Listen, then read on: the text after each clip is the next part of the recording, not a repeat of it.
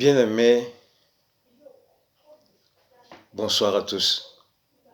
Je vous salue tous dans le nom de notre Seigneur Jésus-Christ. Nous allons parler dans cette chronique biblique, nous allons parler de coronavirus. Nous allons essayer de savoir exactement qu'est-ce que c'est que cette maladie. Et commençons par le commencement. Nous revenons dans le jardin d'Éden. Avant de revenir dans le jardin d'Éden, nous revenons au commencement des choses. Nous savons que avant le commencement, toutes choses vivaient dans l'Esprit de Dieu. Toutes choses vivaient dans les pensées de Dieu. Toutes choses de l'univers. L'homme et la femme vivaient dans les pensées de Dieu. Et cependant, Dieu avait déjà fait un projet de vie pour l'homme et pour la femme, un projet de vie qui leur était favorable, un projet de vie dans lequel il y aurait du bonheur et rien que du bonheur et pas de malheur. Mais il est arrivé un temps où Dieu a mis tout ça dans l'existence. Et toutes choses qui étaient favorables à l'homme et l'homme, Dieu les a mis dans l'existence. L'homme alors vivait bien. Mais cependant, il y avait parmi les anges, il y en avait un qui cultivait un mauvais esprit. Et il a voulu être Dieu à la place de Dieu. Et ça, c'est ce qu'on appelle le péché contre le Saint-Esprit. C'est alors qu'il a été précipité, c'est-à-dire qu'il a été jeté loin de la face de Dieu. Mais cet être qu'on appelait Lucifer savait que pour lui, il n'y a pas de porte de repentance, il n'y a pas une prière de repentance, il n'y a pas un sacrifice quelconque qu'il puisse faire que pour revenir dans la confiance de Dieu. Bon, or, dans le fond de cet homme vivaient toutes sortes de sentiments qui étaient les mauvais sentiments, qui ne sont pas les sentiments qui sont dans le Seigneur. Il y a le sentiment de haine, de jalousie. Il a la mentalité de mensonge. Cet être est ainsi qualifié. Mais comme il a vu que l'homme et la femme vivaient très bien avec Dieu, il s'est dit que ça, c'est l'œuvre de Dieu. Moi, si je dois mourir, je ne veux pas mourir seul. Il faut que je meure avec l'œuvre de Dieu. L'œuvre de Dieu, c'était l'homme et la femme. L'œuvre de Dieu, c'est toi et moi qui sommes l'œuvre de Dieu. Mais lui, il veut mourir, mais pas tout seul. Il va mourir, mais pas tout seul. Il veut mourir avec nous. Parce qu'il ne peut pas mener Dieu à la mort. Quand notre Seigneur Dieu est venu sous forme du Fils de l'homme, il était alors Jésus-Christ. Et cet être est allé le tenter dans le désert, de manière à ce que, si notre Seigneur Jésus-Christ s'était laissé prendre par la séduction de cet être qu'on appelait alors Satan, ben alors là, rien de ce que nous savons ne serait valable aujourd'hui. Il serait valable aujourd'hui. Mais il a mené un combat spirituel terrible contre notre Seigneur Jésus-Christ. Et notre Seigneur Jésus-Christ est sorti vainqueur. Mais il sait que notre Seigneur Jésus-Christ est plus fort que lui. Et donc il ne peut pas le combattre de nouveau. Alors maintenant, il vient combattre l'œuvre du Christ qui sommes nous. Nous qui sommes l'œuvre de Jésus-Christ, nous qui nous sommes attachés à Jésus-Christ, nous qui croyons que Jésus-Christ est Seigneur et Dieu. Bien aimé, ce message concerne non seulement ceux qui croient en Jésus-Christ, mais concerne aussi tout être qui a des oreilles pour entendre la vérité qui va sortir de ce message. Ce n'est pas parce que je cite le nom de Jésus-Christ que j'exclus les autres. Non, les autres aussi sont invités à entendre ce message. De quoi s'agit-il? Satan est venu dans le jardin, non pas avec sa musculature, pour amener l'homme et la femme dans son camp, mais avec la séduction. Il est venu vers la femme, il a séduit la femme, et la femme a entraîné l'homme dans ce péché. Et c'est ainsi que le Seigneur a chassé l'homme loin de sa face. Le Seigneur a chassé l'homme loin de sa face. Et l'homme s'en est allé. Il s'en est allé avec des regrets et en murmurant. Parce que l'homme savait et la femme savait qu'ils ne peuvent pas crier au secours de l'Éternel, parce que l'Éternel n'entendrait même pas leur doléance, il n'entendra même pas leur prière.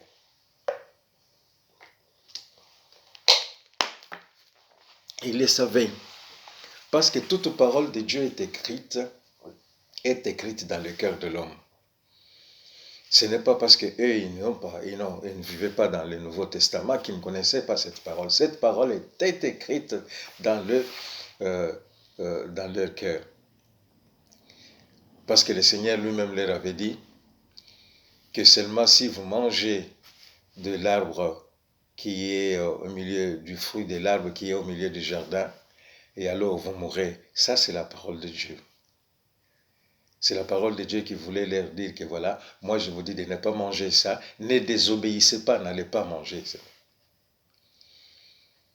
Et quand Dieu dit, il dit, et il ne peut pas se dédire. Alors, Adam et Ève pouvaient crier, pouvaient prier, pouvaient se lamenter comme ils voulaient. Dieu ne les entendrait même pas. Nous savons que notre Dieu est Dieu de pitié. Et nous savons que notre Dieu a dit que si, en cas de détresse, invoquez mon nom, moi je répondrai oui.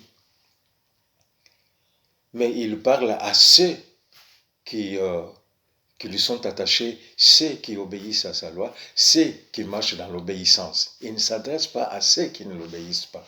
Nous allons lire pour ça dans le livre de Jean, au chapitre 10, verset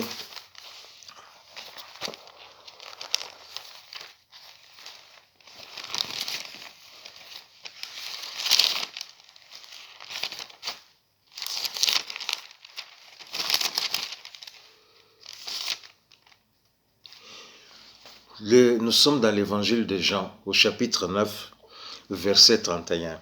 Il est écrit, « Nous savons que Dieu n'exauce point les pécheurs, mais si quelqu'un l'honore et fait sa volonté, il exauce. » Nous répétons, « Nous savons que Dieu n'exauce point les pécheurs. » Dieu n'exauce point les pécheurs. C'est-à-dire que quand tu es pécheur quelque part, mais que en cas de détresse, tu élèves ta voix pour appeler Dieu au secours, Dieu n'entend pas ta prière, il n'entendra pas ta prière tant que tu demeures dans le péché. Tant que tu demeures dans le péché, ça veut dire que tant que tu n'as pas fait ta repentance.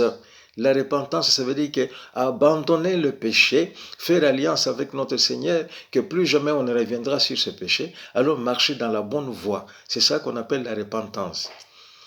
Mais, alors, celui-ci qui est toujours dans le péché, Dieu, il a beau crier, Dieu n'entendra pas ses prières. Dieu n'exaucera pas ses prières puisqu'il ne les entend pas.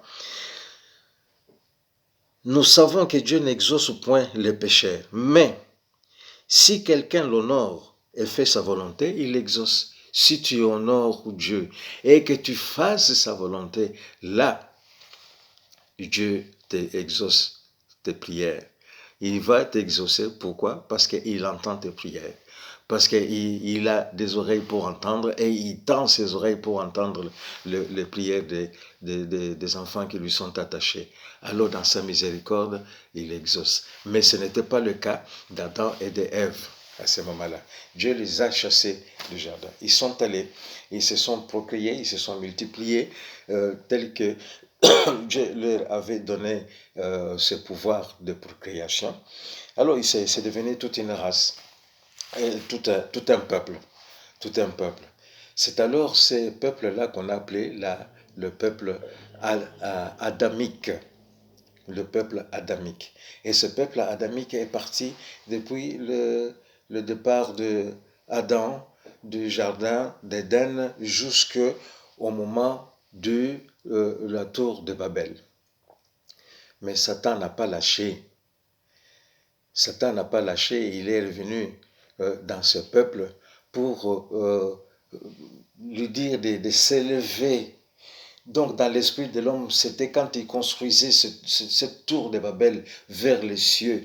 Parce que, est-ce que cela était-il nécessaire? Parce qu'ils avaient des bâtisses basses. Pourquoi élever alors des bâtisses? Parce que dans l'esprit satanique, il avait inoculé cette pensée que monter encore plus haut, c'est arriver là où habite Dieu. C'est aussi en quelque sorte de gonfler l'orgueil de l'homme. L'orgueil de l'homme qui fait que voilà, moi je vais me gonfler, devenir plus gros que ce que je suis. Moi je vais monter encore plus haut. Alors ils ont construit cette tour de Babel dans cette pensée-là, qui n'a pas plu à notre Seigneur Dieu Elohim. Et notre Seigneur Dieu Elohim, n'ayant pas aimé ça, et il est venu confondre leurs langues. Jusqu'alors, le peuple adamique dont nous parlons était un seul peuple et qui avait une seule langue et qui vivait en communauté bien. Alors le Seigneur est venu les confondre. Il a confondu leur langage. Il s'est fait que maintenant, il y avait des groupements d'hommes qui, chaque groupement, parlait une langue que l'autre groupement ne comprenait pas. Alors, dès lors que ces groupements ne comprennent pas la langue des autres, automatiquement, ils deviennent comme ennemis dans leurs relations. Alors, ils sont devenus ennemis, les différents groupements. Mais la Bible déclare cependant que dès lors, Dieu les a dispersés sur la surface de la terre. Dieu les a dispersés sur la surface de la terre alors qu'ils vivaient en un seul endroit, ils étaient un seul peuple.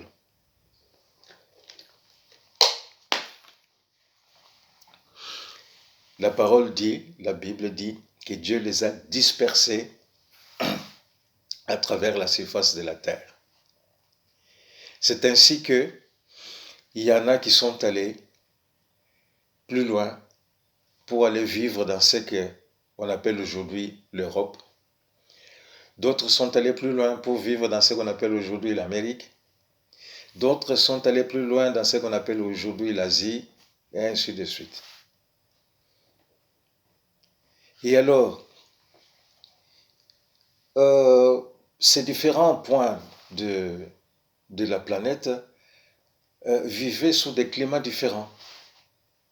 Et c'est ainsi que l'homme s'est acclimaté par rapport à l'atmosphère dans laquelle il vivait, le climat sous lequel il vivait. Et c'est ainsi que ceux qui sont venus vers le nord et ceux qui sont allés vers l'Asie, avec le temps, leur peau a commencé à blanchir. Et les cheveux ont commencé à changer de texture.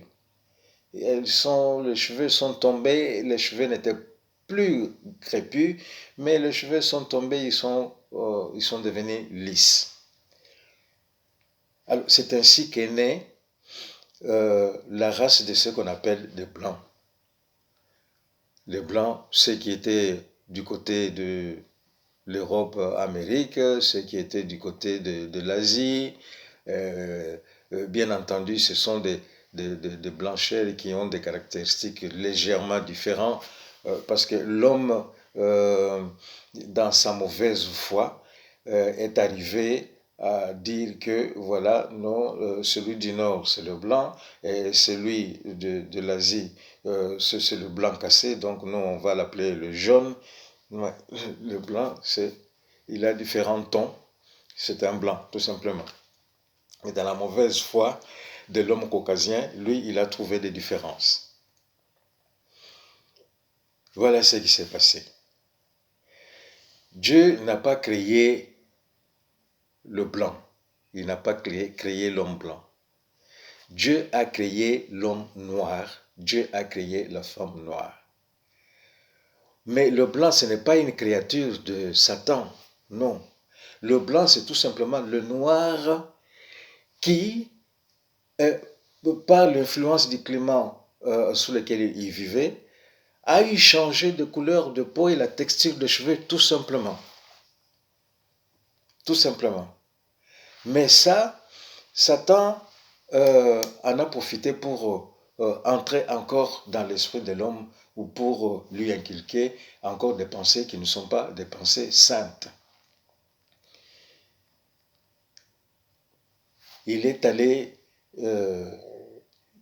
nous avons dit au commencement que si Satan, Lucifer avait été précipité, c'est parce qu'il a voulu se prendre pour Dieu à la place de Dieu. Alors maintenant, il n'a pas changé. Il veut être Dieu à la place de Dieu. Il s'est dit, lui, dans ses pensées, il s'est dit que Dieu est au-dessus, là-bas, il vit là-bas. Mais moi, ici sur terre, c'est moi qui suis le maître et moi, je serai le Dieu ici sur terre. Et le peuple qui sera sur terre ici, c'est moi qui l'ai créé. Nous allons voir dans le livre de 1 Jean chapitre 5.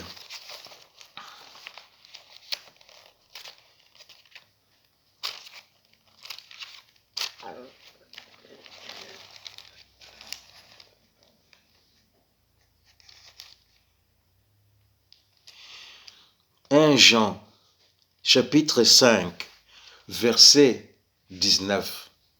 1 Jean chapitre 5, verset 19. Il est écrit, « Nous savons que nous sommes de Dieu et que le monde entier est sous la puissance du malin. » Nous répétons, « Nous savons que nous sommes de Dieu et que le monde entier est sous la puissance du malin. » Nous savons que nous sommes de Dieu, oui, nous sommes la créature de Dieu. Mais nous sommes ici sur terre, mais nous sommes sous la puissance du malin, sous la puissance de Satan. Satan qui, dans ses pensées, il s'est dit, Dieu est là-haut, moi ici, bas, c'est moi. Alors c'est pour ça qu'il étend sa puissance sur toute l'humanité. C'est pas Pasteur Charlie qui le dit, c'est la parole de Dieu qui le dit, nous venons de le lire. Et alors, pour ce faire, il faut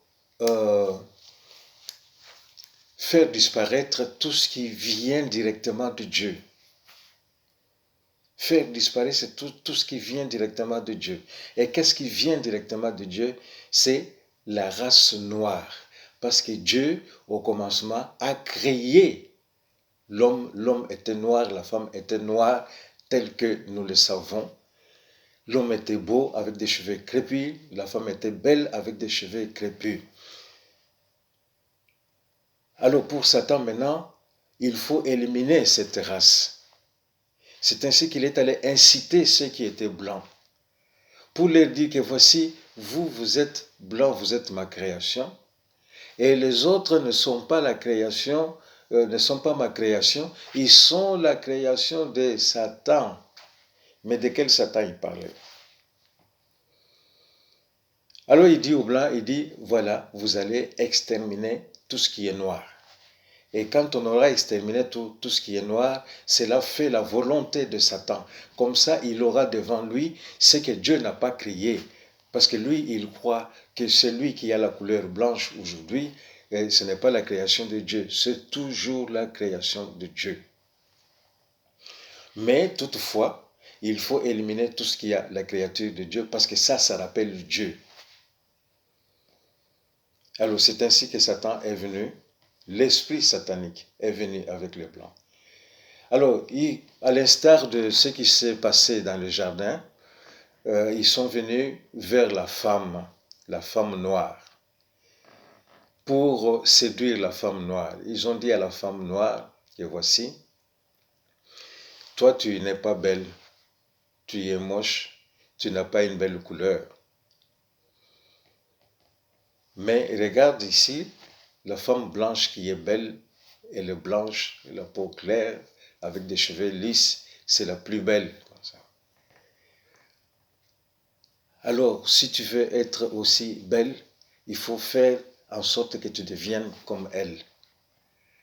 Alors, tu vas d'abord enlever tout ce que Dieu a fait sur toi. Tu vas enlever les cheveux que Dieu t'a donnés et tu vas décaper la couleur que Dieu t'a donnée. Et la femme noire a été séduite.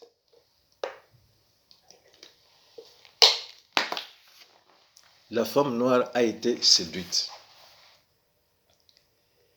La femme noire a enlevé les cheveux que Dieu lui avait donnés au départ. Parce qu'elle s'est dit, mon Dieu, c'est pas un bon Dieu. C'est un médiocre. C'est un mauvais créateur. Pourquoi il m'a donné des cheveux crépus qui ne sont pas beaux? Voici la femme noire qui est créature de Satan. Voici comme elle est belle, voici comme Satan l'a créée belle. Et moi, je vais être comme celle-ci. Mon Dieu, moi, ne connaît rien. Alors, j'enlève tout ce que Dieu m'a donné. La femme noire, elle enlève les cheveux que Dieu lui avait donnés. Et elle tente d'enlever la couleur de peau que Dieu lui avait donnée parce que le blanc lui a fabriqué des produits qui font en sorte que la peau soit décapée en quelque sorte.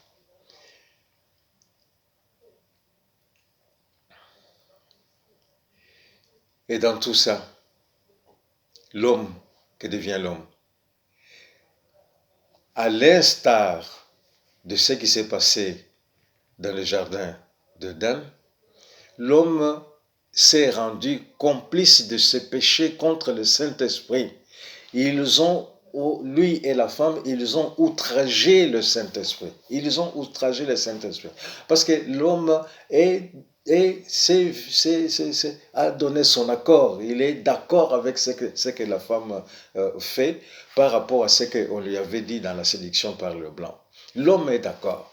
Parce qu'il n'existe pas d'hommes qui disent jamais à leur femme de ne pas outrager le Saint-Esprit en cachant ce que Dieu, le Saint-Esprit lui a donné comme cheveux, en mettant les cheveux de texture hellénique, et de ne pas décaper la peau que Dieu lui a donnée.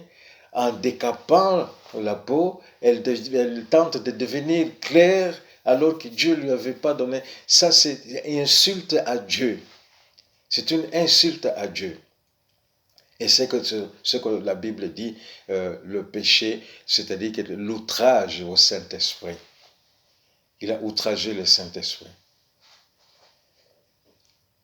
Alors, aujourd'hui, une femme qui veut se faire belle demain, parce que demain elle veut se marier, elle veut paraître belle devant son mari et devant le peuple. Alors pour devenir belle, qu'est-ce qu'elle fait? Elle cache les cheveux que Dieu lui a donnés, elle met une perruque. Et l'homme, le futur marié, il regarde comme ça, il trouve que c'était beau.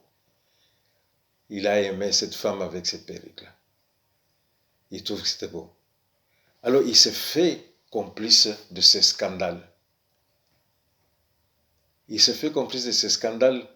Il est écrit dans le livre de Matthieu qu'il est vrai que viendront le scandale, mais malheur par qui viendra le scandale. Malheur à la femme, malheur à l'homme blanc qui a séduit la femme pour entraîner cette femme-là dans ce scandale. Et l'homme qui cautionne ça, il est entraîné aussi dans ce scandale. Le scandale, c'est-à-dire le scandale contre le Saint-Esprit. Le scandale contre le Saint-Esprit. Et on trouve même des hommes qui, eux aussi, comme ils ne peuvent pas mettre de perruques à texture hellénique, alors on trouve même des hommes qui tentent de se décaper la couleur de peau, surtout en commençant par le visage. Mais nous sommes scandalisés, nous qui aimons Dieu, nous qui savons que notre Seigneur Dieu est Dieu et que tout ce qu'il a créé est beau. Nous sommes scandalisés parce que nous voyons des gens qui portent le titre de pasteur, d'évangéliste, des gens qui se mettent devant le peuple de Dieu dans des églises pour prêcher. Ils ont décapé la peau de leur visage. Nous sommes scandalisés parce que nous voyons énormément de pasteurs femmes, des évangélistes femmes, des prophétesses femmes, qui toutes sans exception, elles ont outragé le Saint-Esprit. Elles ont outragé le Saint-Esprit et ils ont des perruques ou des mèches à texture hellénique et elles ont décapé leur peau. Et quand elles passent à la télévision sur les médias, soi-disant pour prier Dieu, on se demande de quel Dieu il s'agit, soi-disant pour prêcher Jésus, on se demande de quel Jésus il s'agit. Et quand elles passent à la télévision, dans les médias, avant d'ouvrir sa bouche pour commencer à prêcher ce qu'elle doit prêcher, et elle mettra de 3 à 5 minutes pour gesticuler et montrer sa belle coiffure. Sa belle coiffure. Donc, elle n'est pas là pour prêcher Dieu. Elle est là pour montrer qu'elle est belle avec sa coiffure. Donc, elle est en train de mettre en exergue cette insulte vers Dieu. Alors, nous disons ça et nous pensons à certains de nos frères pasteurs qui demandent au gouvernement de ne pas fermer les églises, soi-disant que, parce que comme le corona est une maladie satanique, il faut que le peuple revienne dans les églises pour prier Dieu, afin que Dieu puisse combattre lui-même cette maladie. Nous avons beaucoup d'estime pour nos frères pasteurs là, mais sur ce point-là, ils doivent bien réfléchir, ils doivent comprendre ce que nous disons ici, et ils doivent se rendre compte qu'ils sont dans l'erreur, pas de leur faute, mais dans l'erreur du fait que quand ces hommes qui tentent de devenir blancs et ces femmes qui outragent le Saint-Esprit, quand ils vont revenir dans l'assemblée pour prier Dieu, Dieu n'écoutera pas leurs prières. Nous venons de lire la parole de Dieu ici. Il dit que Dieu n'écoute pas les prières des pécheurs. Mais ça, maintenant, c'est une assemblée de gens qui ont outragé le Saint-Esprit. Ils n'écoutent pas la parole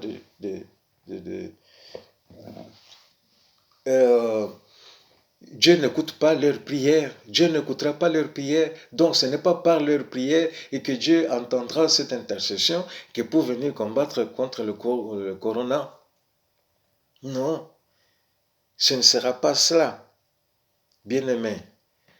Avant même que de rentrer dans les églises pour prier, crier à Dieu, parce que nous avons dit ici que Dieu a dit qu'en cas de détresse, invoquez mon nom, je répondrai.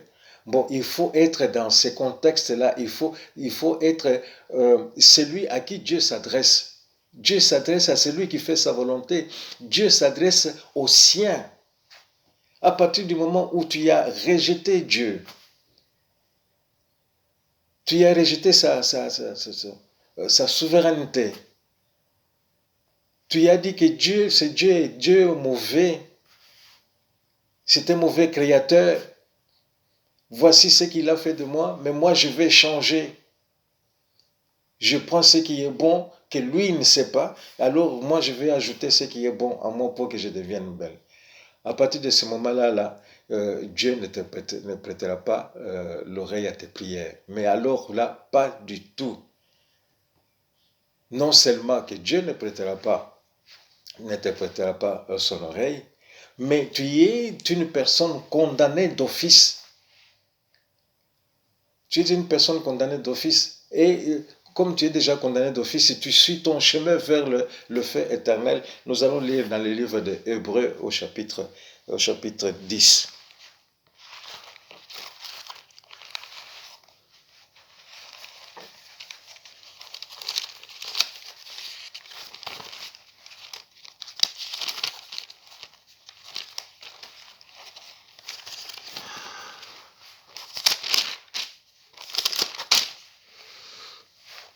Hébreux chapitre 10. Nous lisons à partir de verset 26. Nous lisons. Car si nous péchons volontairement après avoir reçu la connaissance de la vérité, il ne reste plus de sacrifice pour le péché, mais une attente terrible du jugement et l'ardeur d'un feu qui dévorera les rebelles. Nous reprenons pour que tu puisses bien comprendre. Car, 26, car si nous péchons volontairement, après avoir reçu la connaissance de la vérité, il ne nous reste plus de sacrifice pour le péché, mais une attente terrible du jugement et l'ardeur d'un feu qui dévorera les rebelles. Alors il est écrit ceci que car si nous péchons volontairement, après avoir reçu la connaissance de la vérité, il ne nous reste plus de sacrifice pour le péché. C'est-à-dire que tu connais le péché dont tu es le fauteur. Tu connais ce péché-là. Le péché qui est l'insulte à Dieu, la grosse insulte à Dieu, le gros insulte à Dieu. Tu as insulté Dieu, tu as outragé le Saint-Esprit en faisant ce que tu fais avec des perruques pour cacher la nature que Dieu